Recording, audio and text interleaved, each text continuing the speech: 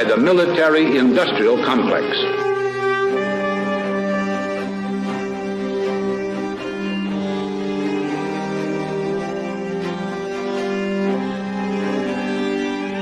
It could be seen to move violently forward, violently forward, violently forward. I'm just a patsy.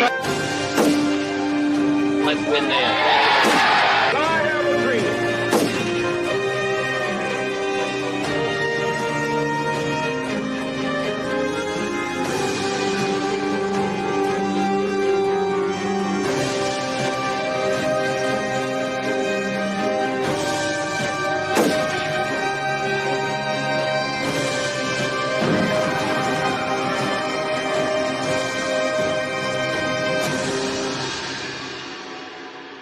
I said this once or twice, but it bears repeating. If you like your current insurance, you will keep your current insurance. You think about the Army and the Navy and the missions they run to protect the world, they run on SAP. Well, you have done a really spectacular job. I guess pretty much everybody at this table is your customer, so Exactly. that's not so bad. Exactly. I want to congratulate Thank you, Mr. President. Thank you.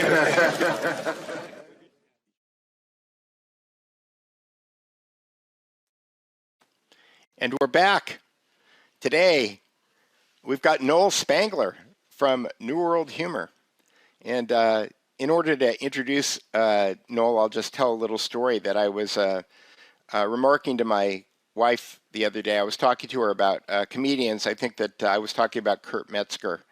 And I said to her that I thought that comedians and people who do comedy are probably natural linguists, and they don't really actually even know it because they're operating at some kind of subliminal level. And my wife said, well, there's this website that I read called New World Humor that is hilarious. And maybe the guys who do that would be interested in talking to you. And so producer Jessica reached out to Noel and his brother. I understand you're an identical twin. Is that true? Or a twin. And so I reached out to Noel Spangler, who is a writer, a comedian, and has hilarious wit. And he agreed to talk to me today about something that he's not completely comfortable with, which is linguistics. Although my gut tells me that he probably is a natural linguist. He just doesn't use the same terminology for things that linguists use. So welcome, Noel. Thanks for joining me today. Thanks so much for having me, Peter. Maybe we should start by you're telling me about a New World Humor and what it is and what got you started and how you got into this. Well, so New World Humor. It's basically a dystopian satire. That's how I refer to it, a dystopian satire publication.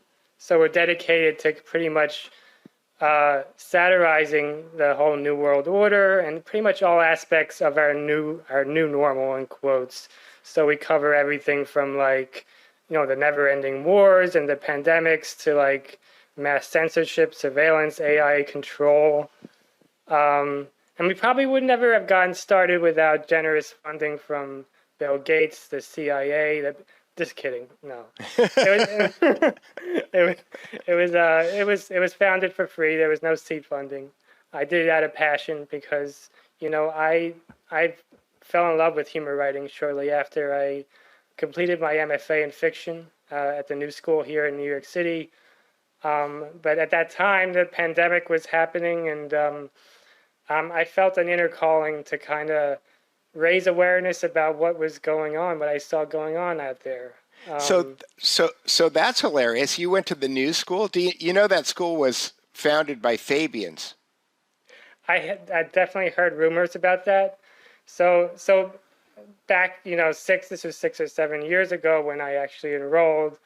At the time, I wasn't really thinking about all these things at that time. Right. As things start to happen, especially like when COVID rolled around, I just started to become more and more aware of what was going on. Right. Well, I'm just wondering again with the new school if your reaction might have been to things that were being taught there. I have another very good friend who happened to go to the London School of Economics, and he had no idea that the London School of Economics was like one of the major. It was created by the Fabian Society, and is one of the major kind of hubs at promoting Fabian worldview. And likewise, I think the New School in New York is also it was founded by Fabians, and that was its entire intent. So did you see a lot of that in the way that courses were structured, or were there things that you were reacting to when you were going to school there? Really not. I really wasn't.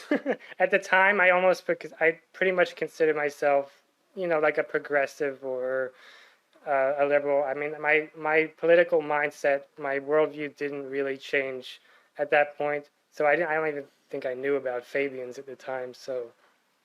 Right. Well, it's interesting because I remember Andrew Breitbart kind of famously said that I think he went to Tulane, and he said that the reason that the New World Order never got him was because he was partying too hard to pay enough attention in classes to become propagandized by his professors. he was too hungover. That's funny. In any case, so you went to the New School, and then you started noticing. What was your inspiration for like the first thing that you wrote? The first thing. So before I really got into like the short form political satire that I do now, I was really focused more on actually longer works of fiction. I had like a novel in development.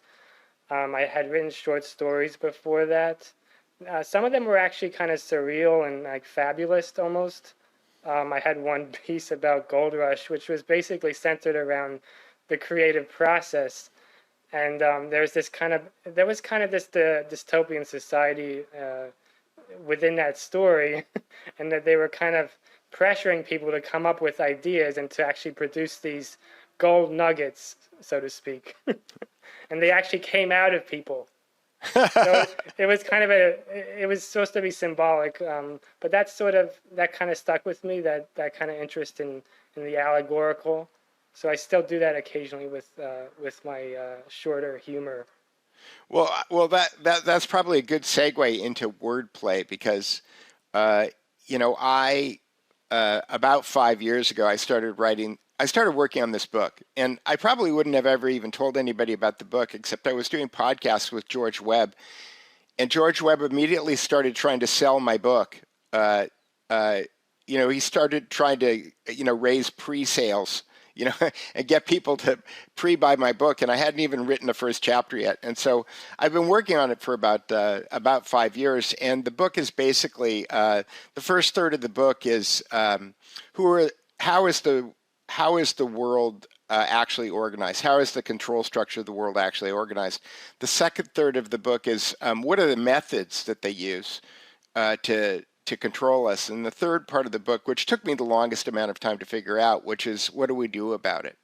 And ultimately, it led me to linguistics because the way that the majority of humanity is controlled is by reframing their reality with language.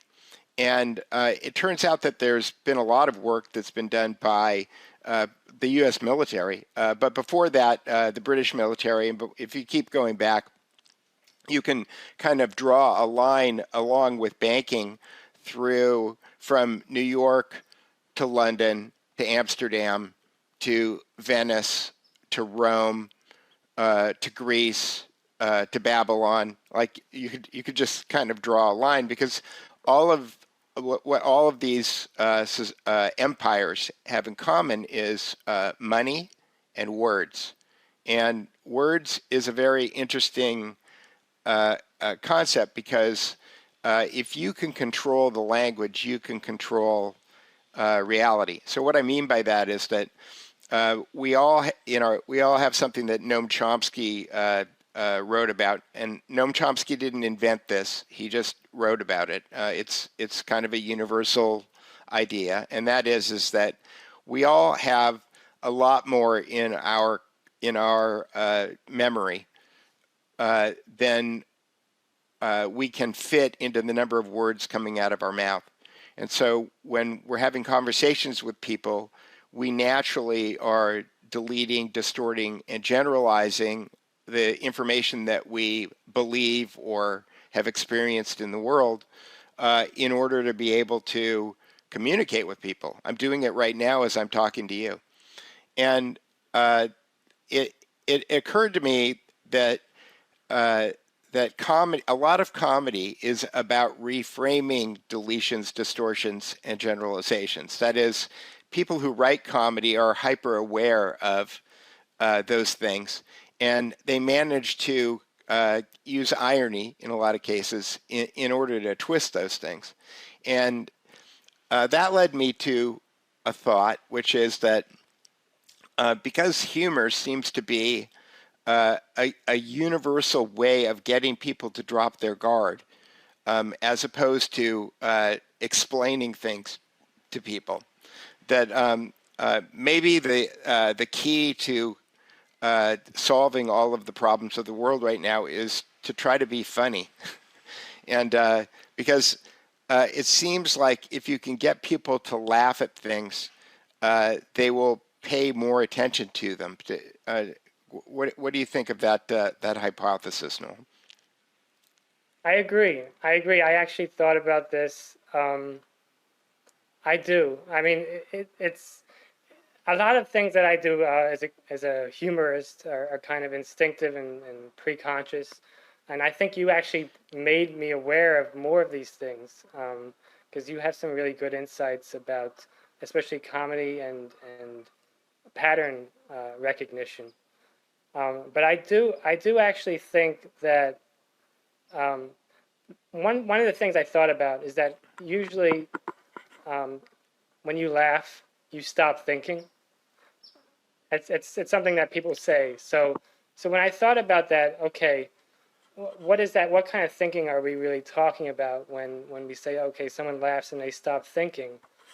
And it came to me that it's actually not necessarily our critical thinking that stops, but it's more of like our habitual and conditioned thinking. So like our minds are constantly thinking a lot of times, okay? But when we read something and it makes us laugh, it'll kind of break that process. And then in order to actually, I think,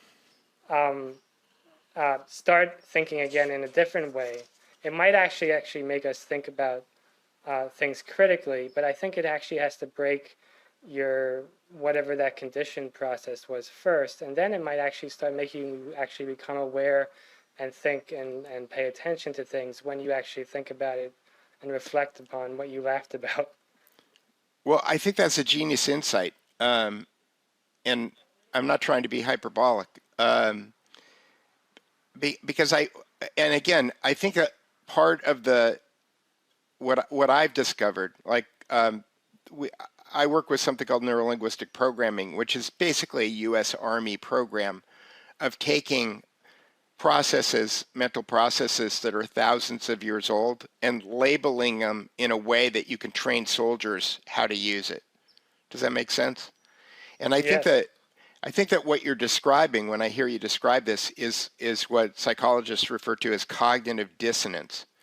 And cognitive dissonance is a state of mind when something that you know or believe does not line up with something that you're experiencing. That is, they don't line up, they don't go together, and it causes this kind of vibration in your reality sphere where you're trying to come up with a reason why what you know does not match what you experience. And there's many events. Part of the purpose of psychodrama. The biggest psychodrama that I can think of is 9/11. When you have these repeated pictures on the screen of these airliners flying into these buildings and people falling out of the tower, And then the news broadcasters are continually saying Osama bin Laden, Osama bin Laden, Osama bin Laden. The process is that when someone is in a state of cognitive dissonance, they go into a state of heightened suggestion, meaning they're rapidly looking for a reason, a rationale why what they're experiencing is not matching what they're knowing. And when you're in that state, you become hyper suggestible. That is, people can put an idea into your psyche, and it winds up becoming your idea when you're at a cocktail party the next day, you know, and you're telling everybody, did you see what Osama bin Laden did to the Twin Towers? Uh-huh. Yeah. So I think that the words, when you say that it breaks their thinking, was that what you said? Yeah. But I actually think meant the conditioned thinking, I think. Conditioned thinking. Higher level. Thinking. Well, again, I think about these things kind of philosophically, that one of the tricks I think that the cryptocracy uses in order to get us to believe certain things is they trick us into believing that knowing is the same as thinking. And knowing is kind of like collecting information. You know, you go through Twitter and you follow, if you're MAGA, you follow the MAGA people, and if you're not MAGA, you follow, I don't know, somebody else. And they put up memes, and those memes wind up becoming the frames that you use for looking at the world. And so you're just kind of collecting those things the way that a stamp collector collects stamps, or a coin collector collects coins, but there's no thinking going on there.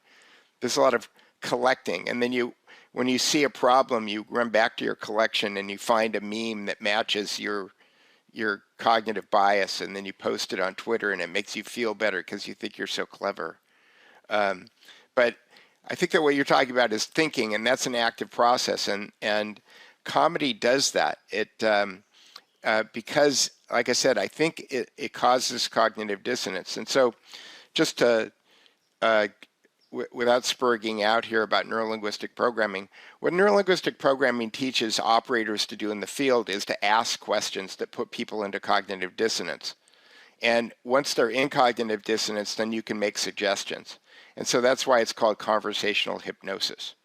Even though I know how it works, I'm not really good at doing it because it requires practice. It's like knowing how to watch a baseball game as opposed to playing baseball. Does that make sense? So anyway, let's talk about New World humor a little bit. I gave you a brief before we did this, and you had some examples. And I don't know if you want me to ask you questions or if you'd like to talk about the examples that you came up with. You could ask questions, because maybe one of the examples will come up. All right. So one of the questions that I had was, when you write, do you find yourself focusing first on what's missing, what's being exaggerated, or what doesn't add up? Or like, how is it that when you're looking at something that you're breaking it down and you say, aha, I think I can make something funny out of that? Good question. It is. So I know the answer. It's exactly 75% of the time I will focus on one of those things. Okay, not exactly. I'm just kidding. But I just want to preface that by saying this, something about the creative process. It can be messy and unpredictable. So I wish there was always a step-by-step formula that you can follow. You know, I like to just crack the whip on myself sometimes and say, first do this, then do this, then you'll generate laughs. It doesn't always work that way. Ideas will emerge at random times. Sometimes you just don't know when you're going to make a connection in your mind. That being said, I think what you're hitting upon is a good insight as far as humor and pattern recognition. So, and I guess linguistics fits into that as well. But it usually does start with recognizing a pattern. And so it's recognizing, and this is even before I actually sit down to write, because my creative process usually it usually starts before I go to the desk. It might happen when I'm sitting in silence or I'm taking a walk. That's when I'll actually start formulating or developing ideas. So it usually begins with some awareness of some kind of pattern that's happening in the real world. That pattern could be something to do with a pattern of psychological manipulation on the part of, you refer to them as power structures, and the ways in which they're manipulating our perception and wielding them against the public. For instance, it could be, a pattern could be the news media that's exaggerating or blowing something out of proportion. Or it could be like a government agency that's deleting or concealing information from the public. So those patterns actually become my inspiration a lot of times. So then what usually happens, so whatever it is, like a pattern like that, it'll usually make me stop and go, aha, that's strange, or that's funny. Can you give us an example? Yeah, I can give you an example. I just gave you a few quick examples of, like, it could be something like a news agency that's blowing something out of proportion. But I'll give you an example. So this is usually generally the first part of my process. The second part is usually where I take that pattern and I amplify it, and then I kind of reflect it back in a way that's kind of unexpected or absurd. So I could give you an example, actually, and you could probably like draw some insights from it. Okay. So I wrote this satirical news article about World War III. It's become particularly timely in the past week. That's it. You got it right there. Okay.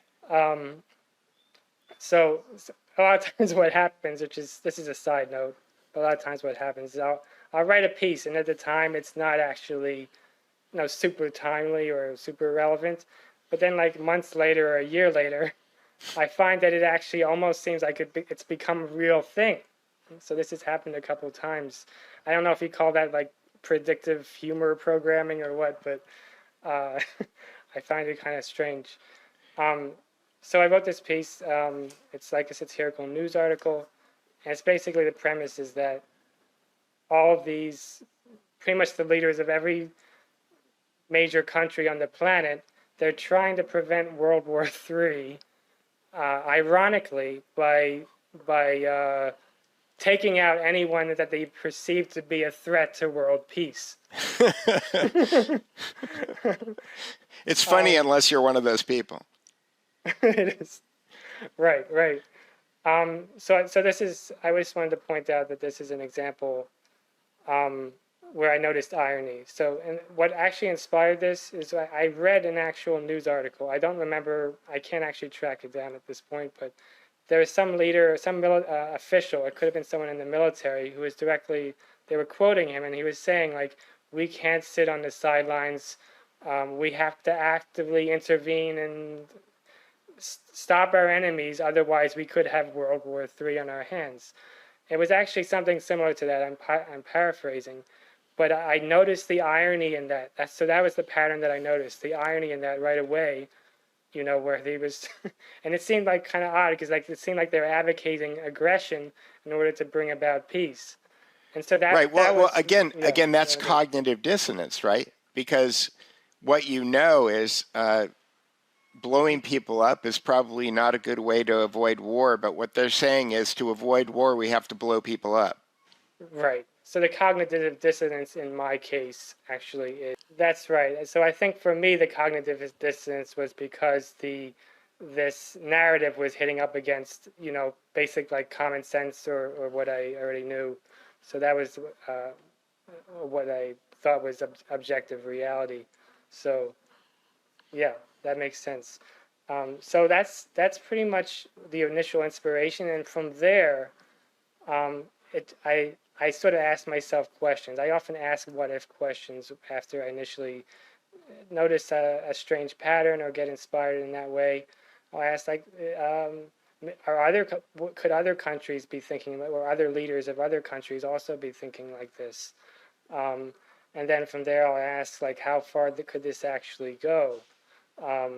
Could like what if every pretty much every group on the planet, nations, political groups, religious groups, yourself, your grandmother, they all suddenly became targets of the military-industrial complex, or targets of all these different countries that were ironically trying to prevent World War III, but it actually ends up escalating the problem, and it results in World War III when the intention is the exact opposite. So it's almost like it's creating this absurd cause and effect chain, which I think you had mentioned, and that's sort of arising out of the initial pattern of irony that I Right. recognized. Well, you were talking about predictive programming or predictive humor, and I've been revisiting a book lately, which is a really, really hard book to read. I think I've read it 5 times, and I still find something new every time because I struggle through every sentence. And it's a book called Secret Societies and Psychological Warfare by Michael Hoffman. And it's a great book, but it's a slog. And I have to tell you, putting it into GPT makes it much easier to to consume. But I took 4 pages from the book and I wrote it as a Substack last week. And it's about this concept. Hoffman claims it's a free Masonic process. It's called truth or consequences. And the idea of the truth or consequences concept, it's kind of like the scene in the James Bond movie where James Bond is strapped onto a table and Goldfinger is about to cut him in half with a laser beam, and James Bond says, "Do you expect me to talk, Goldfinger?" And Goldfinger goes, "No, Mr. Bond, I expect you to die." But the idea of truth or consequences is that in this occult Masonic, free Masonic world, that you gain more power over the people that you control if you tell them what you're going to do first and then go do it. Because if they don't respond, then that means that you can elevate. You could actually do even more than you did the last time. And so that concept he calls truth or consequences. And so one of the things that I've been thinking a lot lately about is that predictive programming doesn't really capture the nuance of the gamesmanship of telling people what you're going to do before you do it. Because in a way, it's kind of a finger in the eye. You know what I mean? It's they're deliberately messing with you and getting a great amount of humor. I posted a note on Substack a few minutes ago before we did this because I keep noticing the number 9/11. The number 9/11 is encoded into the fascie in the bottom of the seal of the Senate of the United States of America. There's 2 crossed fascie at the bottom, and on the leather straps it says IXXI, which is 9/11. And Trump is president 45 and he's president 47. And 4 plus 5 is 9 and 4 plus 7 is 11. So it's 9/11.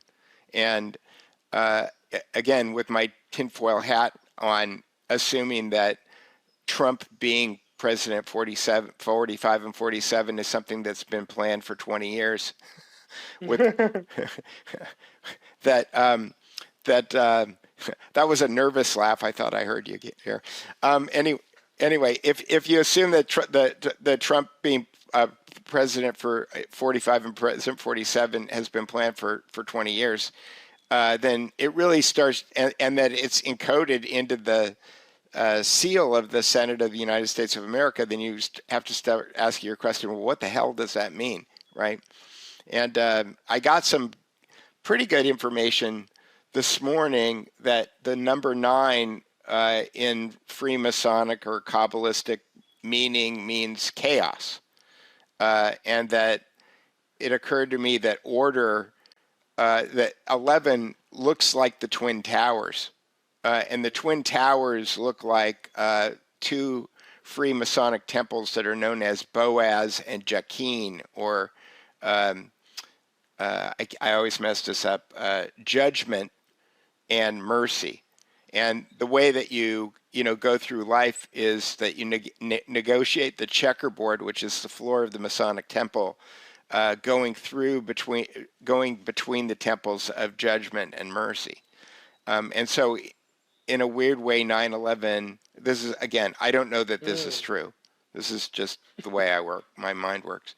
That, and I know that I'm completely spurging out and going off topic of comedy. But the idea that that 9/11, if what it really means is making order out of chaos, that is the slogan of the Freemasons, the Free Scottish Rite. And isn't that what we do when we dial 911? We're in the middle of chaos, and we're looking for order. So we dial 911 in order to bring order to chaos. Anyway, I've completely spurged out here. And there was a reason why I was going to bring this up. And when I tell these stories, this is why I'm not a hypnotist. In hypnosis, that's called a subroutine. When you tell a sidebar story like that, and then you come back to the major point that you're trying to make.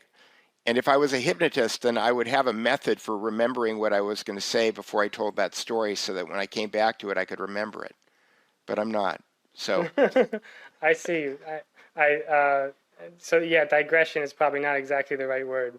Well, what will happen is as we start to talk about something else, I will remember why I brought it up, and then it'll become entertainment. No, but it's very interesting. I feel like your observations are really astute. I really admire the research that you've done. So I just wanted to say that. Well, I almost feel like we're doing this same kind of work, but in different forms. We're trying to expose these power structures and the way they've kind of diverting our attention from right. Well, reality. I totally agree. I'm standing on the shoulders of giants. My career has been a creative director, and people think that creative directors, that term has something to do with design or something like that. And what it really is it's about collecting the requirements for a creative project, and then making sure that you have the right assets in place in order to be able to execute those things, and to make sure that those assets are sticking to solving the problems that you've determined. So it involves creativity in that for years I would hire people like you to write funny jokes, but I knew what a funny joke was. I knew that I needed to have a funny joke in order to execute this project, but I wasn't the guy who wrote the jokes. I would just have to go find somebody who wrote jokes, and then make sure that those jokes were solving the problem, the creative problem that whatever the project is that I was working on was solving. So in that way, I look at people like Matthew Arrett and Cynthia Chung and Courtney Turner and Matthew Crawford and Doug Valentine and Carol Quigley and Anthony Sutton, and James Corbett. I can go on and on and on. They've done all the heavy lifting. What I'm doing is I'm looking at their work and I'm thinking, what's the pattern that I see? Like, how can I figure out what the through line is between all of these events? Because as you go back in history, you start to discover that the same things happen over and over and over again, and that doesn't seem to be an accident. But let me try to bring it back to comedy, because that's why we've got you here today. Sure. Do you think that jokes really make people see through official spin, or they mostly make us laugh at the absurdity? It's a great question. So, the honest answer is I actually don't know for sure, but I do have a gut, like, intuitive feeling about it, and a belief that humor, especially good, really great humor, has the potential to create a perceptual shift in people. And that's partly what's actually fuels me and keeps me doing what I'm doing. That said, I also like to be open-minded about it. I like to be open-minded and realistic about the impact that my work actually has on people, because we really don't know for sure. Like, we don't know exactly how the shifts would happen, when they will happen, and to whom they'll happen. Some people, read my humor and they don't even laugh at all. So it's not just they don't even know, maybe even recognize the absurdity, because they're just coming from a completely different mindset. So even people that I think would be like totally open-minded and awake about this stuff, it doesn't really do much, or it does little or nothing. And then there are others, I think, that it could be a gradual process. Like if they're reading like more and more of these types of jokes over time, over a period of months or years, then maybe they'll start to maybe see through the official narrative a little bit, start to question some things. And then there's those rare cases where someone reads one article, someone that I think is like maybe a lost cause, or someone that's, and they not only laugh, but it kind of changes them in some way. So I like to be realistic about it. I mean, I think especially starting out as writers and comedians or truth tellers or whatever, we might have this kind of secret fantasy that as soon as I hit the publish button, thousands of brainwashed Democrats or Republicans are suddenly gonna go, aha, now I see the light.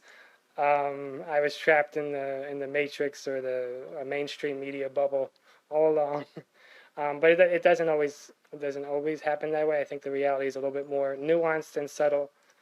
That said, I'm very optimistic about the potential for humor to create some kind of perceptual shift in a lot of people. And even if that doesn't happen, let's say, I feel fulfilled just knowing that I'm making certain people laugh, and laugh at the absurdity of what's going on, because that itself has value. There's a lot that's been written about laughter, just laughter alone, and how that can even be like a survival tool. So what do you think about that? Well, again, part of what I pay attention to is just technical language, and you used the term perceptual shift, and I think that it's 100% accurate. The neurolinguistic programming term is reframing, but I think that we're talking about the same idea, which is that somebody had one reality, and then and then something happened, and then at the end of that event, they had a different reality. Sometimes I talk about what I call neurolinguistic Christianity, and the idea is that you have one belief that dies and then is resurrected and reborn as a new belief. And in that way, Jesus was kind of doing the same thing as George Carlin, right? But they just had different skill sets. They were using different methods for doing it. But, George Carlin died relatively young. I know that he had a hard life. I know that he did a lot of drugs. I know that he smoked a lot of cigarettes. I had the pleasure of photographing him once. I believe all my photographs of George Carlin went up in smoke on January 7th. But I may have a couple on Flickr or something, or on a hard drive. But, have you watched George Carlin talking about the New World Order? It's a big club and you're not in it, and those stand-up routines that he's done? Yes, he's actually one of my favorite stand-up comedians. So yes, I see tons of clips of him there's constantly clips of him on YouTube, Instagram, etc. I've watched a lot of them. I don't know if I've seen one where he specifically addresses the New World Order. I don't know if he uses those terms, but yeah, the big club and you're not in it. I'm familiar with that one. Yeah, I actually did a video. Maybe I'll find it and cut it in or something. Of him and Dennis Meadows. Do you know who Dennis Meadows is? It sounds familiar, but no. Dennis Meadows is the husband and co-author of a book called Limits to Growth that was written in, I think, 1980, and it was done by the Club of Rome, and is the core foundation, one of the core foundational documents for determining that there's 7 billion too many people on the planet right now, and we need to figure out a way to get rid of them quickly. Yeah, of course. Anyway, I cut that with a George Carlin routine together. It's hilarious. In a way that, laughing about killing 7 billion people is not, I mean, it's so over the top. Like, how do you, the laughter isn't probably humor. It's probably just nervousness at that point, right? Yeah. Do you want to bring up, I have actually a satire piece on Bill Gates and a message. I don't think it's actually up here right now. I think we'd have to look for it on the website. The seashell message from Bill Gates. 7 billion. First reference is 7 billion. Let me just pull it up. For some reason, why isn't it? I normally have a button that says add to stay. Let me take this off. Because it's, I know why. It's one of you have to go to the website, I believe. Yeah, I've got it. I'm just trying to negotiate the controls here. No problem. This was hilarious. I laughed so hard. Yeah, this was the day after the James Comey, right? That's right. It was like a day or two after. It wasn't like right after, but yeah. It was still timely at that point when it was published. Right. Yeah. So for people who don't know, James Comey tweeted out a picture of seashells on the beach that said 8647. 86 is, I don't know why. I dated a waitress when I was 18, and clearing a table meant you needed to 86, or getting somebody out of a table, you had to 86 them, right? Right. And so that was how I knew the number 86. And Comey tweeted out 8645 and 7 billion. Right. Yeah. Do you have any specific questions about this? I didn't. No. I just brought it up spontaneously, actually, just because it's definitely something that makes use of pattern recognition in humor. So let me ask you this: did you get ChatGPT to do this, or did you do it in Photoshop or something? So the image I actually used. I use a couple AI generators. Sometimes I'll use something called Sora. I use something called Sora, which does a pretty good job. I try not to be over reliant on AI, but it does make life easier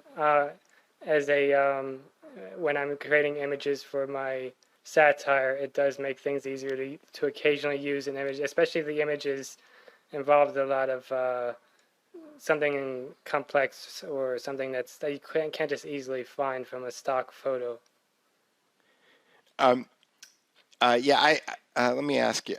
I've got some other questions here. Hang on. You had, again, this isn't like really funny, but one of the things that I like to tell my audience is that sometimes the simplest way to try to figure things out is by asking questions.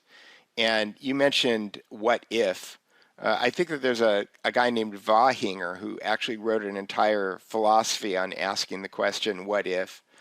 I had that book, but I don't have it anymore. Anyway, I'm sorry I keep moaning about the thing that I miss. I miss my photographs and I miss my books when my house went away. Anyway, I digress. This is about comedy, not about tragedy. But I wanted to just mention Vahinger is this guy who wrote this entire philosophy on what if. And, the question that I like to use when I talk to people about epistemological warfare is, how do you know that? Like, how do you know that nuclear weapons are real? How do you know that there was really a virus? How do you know, how do you know any of these things, right? And usually it's because somebody on a screen like this told you. Yeah. So then you have to ask yourself a question. So I want to jump back to your process a little bit, though. You have a brother. Is he your twin? At least that's what the doctor said. Yes. Okay. Are you identical or fraternal twins? We are identical. Okay. My mother was an identical twin. Wow. Okay. That's yeah. good to know. Yeah, my mother was an identical twin, and that's rarer than I guess it's not as rare today as it used to be. But do you bounce your ideas off of your brother? I do. We actually used to work a lot. We collaborated a lot on creative projects, especially when we were younger. And he's actually still been very invaluable in my creative work. He'll just give great feedback. Yeah, has a very good editorial eye, actually. So it's actually, and we're just so much in sync that it's just very easy to kind of work together in certain ways. Yeah, my mother and her sister looked identical, but they never really got along, and I think that it's because my aunt didn't like the twinness. Like, at a certain point, she actually just moved to the opposite side of the country because she couldn't stand being half of something, But anyway, I digress. Let me get back to my questions that I wrote. Have you noticed that certain patterns like scapegoating or double binds almost write themselves once you spot them in the news? Yeah, no, it's interesting you brought that up, is because I actually have been joking a little bit on Substack with other writers. I've been actually saying, pretty soon satirists are going to be kind of out of work because reality is pretty much doing the work for us. You know what I'm saying? Like, it's like as things become more absurd, it seems like it's, at least to me, it seems obvious, so obvious that it actually becomes, the real news almost becomes like satire. So maybe in a few years I'll just be sitting in my 15-minute city pod and just collecting a universal basic income, and people just get their satire from elsewhere, not from munching me. on a cricket burger. They'll just get their satire from reading the real news. So yeah, that's not. It seems it's a fun idea, but I don't think it's actually true. I do think satire writers are still needed to actually write and draw out those patterns so that people can see them. Because even as if real events become even more obvious and more absurd, at least to some people, there's still going to be a whole lot of people out there that are kind of they just don't see it. They won't get the humor or the pattern. So that's why I think satire writers will still be needed. But yes, there are definitely some pieces that I've written that almost felt like where the pattern of the internal workings of the story, at least, felt like Is there one itself. that you can think of off the top of your head that I could bring up? Yeah, you can bring it up on screen. So it's this allegorical satire piece that I wrote. I wrote it around the height of the pandemic, actually, or shortly after, maybe. It's called The Abominable Wolf. The Abominable. I don't know if I have it in my tabs here, but let me see if I can go find it. I think you might. So I could just talk about it a little bit. Okay, keep going, and while I'm looking. So in this world, there's this supposedly this new threat out there. It's called the Abominable Wolf. Right. And it's supposedly, according to the little pig authorities in this world, because this is actually set in the world of the Three Little Pigs. So it's like it's a dystopian version. And according to the authorities, it's worse than the Big Bad Wolf. And the thing is, none of the little pigs in this world have actually seen this wolf, but they've been told that it exists. And pretty much this illustrates the pattern of scapegoating and mass hysteria that I noticed. So pretty much everything, every death and every illness of a little pig in this world, it's pinned on this giant wolf. That's this all-powerful wolf. So like a little pig will die of old age, it'll be blamed on this wolf. A little pig will have an accident and fall from the chimney, it'll be blamed on the wolf. A little pig will get struck by lightning, and then the authorities will say it was the wolf who channeled the lightning and zapped the life out of this little pig. So I felt like the internal workings of the story, it almost kind of wrote itself. Why? Because it felt like it was almost like I was just translating almost the same pattern of scapegoating that I saw happening during the pandemic, especially where COVID-19 was pretty much, they pinned that as the cause for almost everything, every illness, problem, etc. was blamed on that. And I didn't even have to actually, here's the thing, I didn't even have to exaggerate that much in this story. I didn't have to exaggerate the pattern, at least. Yeah, it's, again, I go meta on these things. I'm convinced that scapegoating, and again, this leads right into the false assumption, I think, that everything is the Jews. That scapegoating is a pattern that is thousands of years old. And the thing that gets lost in the scapegoating pattern is that the reason that they do the scapegoat is because it allows whoever was the perpetrator to get away with it, right? By blaming, if you look at the old descriptions of what the scapegoat is, you have two goats. And one of them you sacrifice, and then the other one is released off into the wilderness, right? So there's actually always a pair of goats. The one that gets sacrificed is just the one that you see. The one that you don't see is the one that gets let go.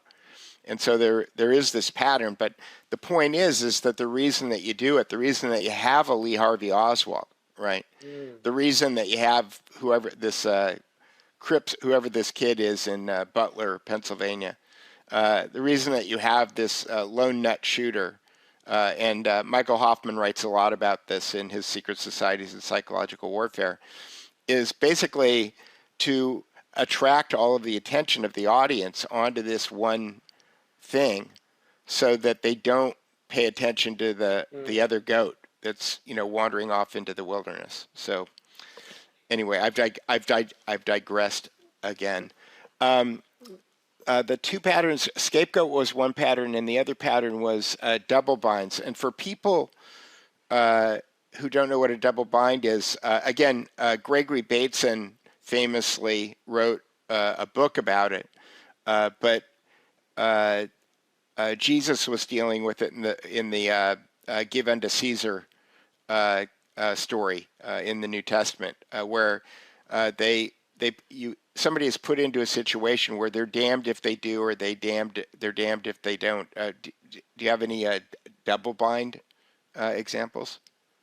I do. I didn't actually plan to talk about that one, but yeah, I have wrote one piece, a short scripted dialogue between a woman and an AI husband that she orders off of Amazon.gov. What's it called? It's called, I believe, A Conversation with My AI Husband, I believe. Oh, that is hilarious. Yeah. So yeah, you actually pointed this out. So the double bind, it is a good example of a double bind, because there's this point in the story where she's faced with this choice between paying for an upgraded version of this guy, this robot, Like he constantly interrupts her while they're making love, and there's these commercial interruptions that occur.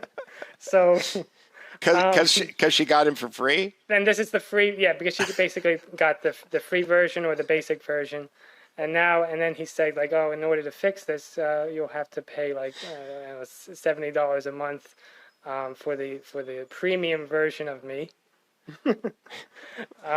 And so yeah, so like, and then it just becomes like a dilemma of like, what do I do here? That's hilarious. Oh my God. It's so funny. There was another one that I'm just going to jump to it because I'm trying to think.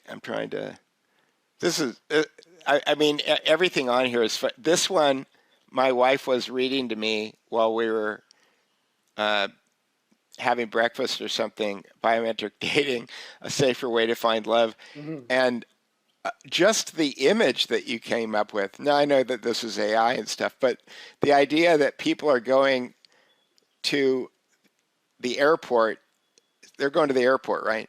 They're going to a speculative division or area of an airport where they're hosting a kind of speed dating event. Right, it's a speed dating event, only instead of facing each other, they're all facing these machines. They're all standing next to each other, not looking at each other, which right. is, just the image itself. Every time I look at this thing, I laugh so hard. My face hurts. My face is hurting because I'm smiling too hard. It's called it's called the singles terminal of Los Angeles International Airport. Yeah, well, it's funny because I live on the street now. My wife has been writing about it. There's a window right there, and if I opened it, I'm looking at the sidewalk, and every third person who's walking by is on their phone saying, oh my God, oh my God, and they're all on their phones. And it seems like in Santa Monica, California, it's impossible for most people to actually do anything without their phone in their hand. And half of them, they've got their face in their phone while they're walking. I don't know. Yes. You live in New York, right? Or Brooklyn? I do. I do. Yes. When I go out in New York, these days, almost everyone is just on their phone. So I think that kind of pattern actually is sort of partly what inspires pieces like that. Like we've just become increasingly glued to technological devices, right, and just forgoing human connection. So often my humor will start with noticing something that's happening in the real world. At least the seeds of it will be in the real world, and then it's just about the speculation or the what if, like how far could this actually go? Yeah. Well, the what if I think is it's a great framework. There's a lot of, one of the things that I try to do is I try to simplify things for people. And, you can read a lot of Plato and Aristotle and spend a career doing that. My favorite philosopher is Parmenides. And most of Parmenides' stuff has been lost to history. Like, there's only a few pages of Parmenides that exist. But the one question that he asks that I think is singly the most important question that anybody could ask, which is, what is? Yep. What is? And if you're staying within the realm of what is and what if and how do you know that, I think that's less than 10 words. 3 different ideas that take less than 10 words. You can make your way in the world, and you could probably do a pretty good job of discerning what's happening. But we've been going for over an hour here, so let me just ask you one more question, and then we can try to wrap this up. If you were going to teach someone how to spot patterns in real life, what's the first kind of joke or meme that you would show them? Like, what's the most obvious thing? Okay, so I recommend something that's short, especially if you're first time trying to learn this. I recommend something short and it's easy to grasp, almost like a headline. Because certain kinds of memes could work, but I like headlines, like something that's like where you capture a whole pattern within like a sentence, like a real world pattern. So I look at some of the better ones from maybe the Babylon Bee or the Onion. I don't think everything that they're putting out these days is great, But what they do well is to kind of, they'll capture a whole pattern in a sentence. So this is just one example. I didn't choose it because of the edgy content. You know, it is sort of an edgy joke. But I chose this because it's a good example of deleting or concealing information. But it's not just the writer that's withholding, that's randomly withholding information from the reader. It's actually reflecting a real world pattern. So the title of this is CDC, People with Dirt on Clintons have 843% greater risk of suicide. So the joke here is actually in what's not being said. But the reason I chose it is because it actually is reflecting. I see it's reflecting a real world pattern, which is the kind of the tendency of governments, agencies, and politicians to kind of conceal, obscure, and delete information. So it's not just the writer who's doing it. Right. I think that's a great example. Let me pull the next one up here. Yep. So this one's from The Onion. I always like to balance things out by, poking fun at the other side of the political spectrum. With this joke, like even in the previous one, I don't think that it was essential to even believe that the Clintons are criminals or whatever. The same thing here. It's not. It doesn't matter so much what your political stance is, whether you think J.D. Vance is a good guy or not.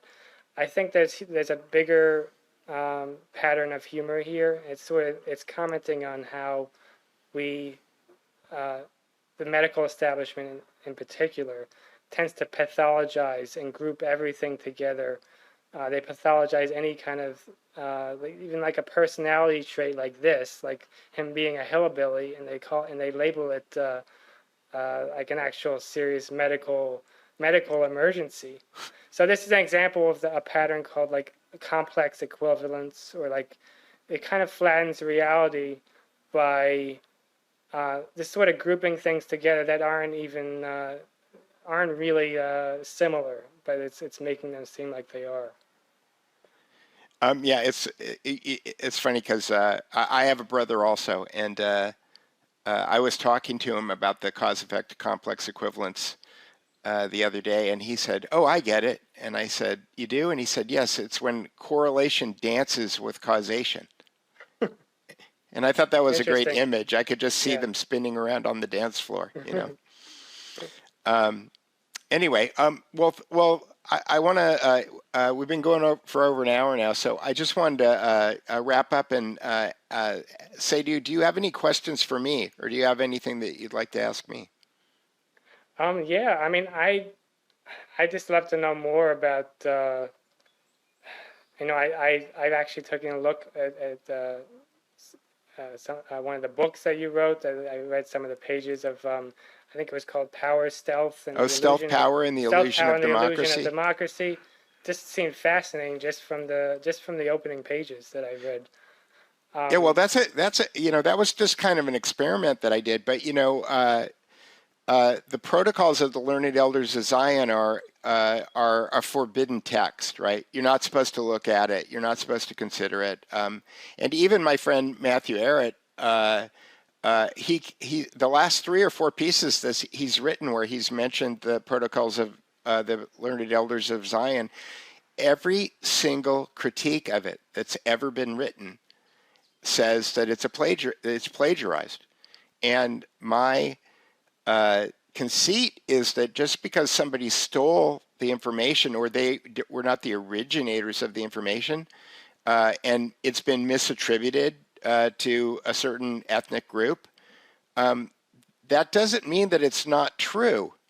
And so my exercise was to remove it from the cultural epithets. That is, it was supposedly it's the Jews, supposedly it's the Freemasons, supposedly it's, and I thought, okay, well, I'm going to use AI, and I'm just going to remove all the cultural references out of it, so that it's just a plain vanilla handbook for overthrowing humanity. Completely. and see whether or not it rings true if you take all of the epithets out of it. And if you look at what it describes and then you look at what we experience in the corporeal world, they kind of line up. It's not perfect. It's not a perfect match, but at that point then you have to ask yourself the question, well, if it isn't the Jews and it isn't the Freemasons, who is it? Right? Because that becomes the next question, right? And I believe that my jaded, one-sided, biased belief is that the people who control the world have surrounded themselves with what I call the wall of Jews. They've created a perimeter around themselves so that whenever anybody gets close to discovering who they actually are, they can always be blamed with anti-Semitism. And so that winds up, because my belief is that the Protocols to Learned Elders of Zion actually came out of British intelligence. They were leaked by British counterintelligence to the Russian Okhrana, which was the secret police of the Tsar, in 1904. And the British told the Russians, this is who's doing it. And the Russians went, really? And then they went ahead and published it. That wound up blowing up in the Tsar's face. And so, my epistemological analysis of it, I don't say this in the book because I hadn't figured it out yet when I wrote the book, but part of my process in writing that book was to remove the cultural epithets and to just kind of analyze it on its face as a handbook on taking over the world. And it seems to match. It seems to match a lot of Fabian Society stuff. It seems to match a lot of occulted secret society machinations, and that's kind of what led me on this path of just trying to look at things from an epistemological standpoint. How do we know that's true? And that's what led me to having a conversation with you today, because I'm still nascent in this, and I'm very interested in comedy and how comedy works, because in a world where people are trying to kill each other, or let's just say they're being encouraged to kill each other. They're being encouraged to take one side or another. They're being encouraged to be a red or a blue or a Dem or a Rep or a conservative or a liberal or whatever, a Zionist or a anti-Semite, or pick your window, as they would say in Scotland. Okay, then we're not going to be able to get our way out of this. And Jesus said to us that we have to turn the other cheek and we have to love our neighbor. And in a high stress situation, I think maybe one of the only ways that we ever get to that scenario is with humor, is by getting people to laugh, because maybe they can turn the other cheek and maybe they can love their neighbors if they're laughing. Correct. I completely agree. And I also think that one of the values of humor is the ability it increases our capacity to be less overwhelmed with what's happening, and we have more of a capacity to deal with things. So yes, it also does help with connection. But I believe, I forget who it was, I think it was Emma Bombach who said that if you can laugh at it, you can live with it. So I just think that's a good message for our times. We're going through these dark dystopian times, and like how do we just deal with that? How can humor actually just elevate us in a way that we can actually deal with what we're going through? Well, I think that's a great thought to end on. You want to tell people how they can find your work? Yes, subscribe to New World Humor on Substack. So that's my satire publication, where you can find pretty much most of everything I write these days. You can also follow me on X at Noel Spangler, or on Facebook at Noel S. Humorist. And yeah, that's it. Thanks so much. Hey, thanks for being my guest today. And like I said, I think that you make my life a little bit better every time I laugh at one of your jokes. And I highly recommend that people who are watching this go subscribe to your channel. If you want to if you want to support the Duke Report, you can always go to thedukereport.substack.com and you can subscribe there. Paying members have the ability to comment. And I'm going to do a Zoom call tomorrow. So that will be coming up next. With that, I'm going to say thank you very much, Noel, and I'm going to end the recording now. So thanks very much. Thanks so much. This was a great discussion. Okay.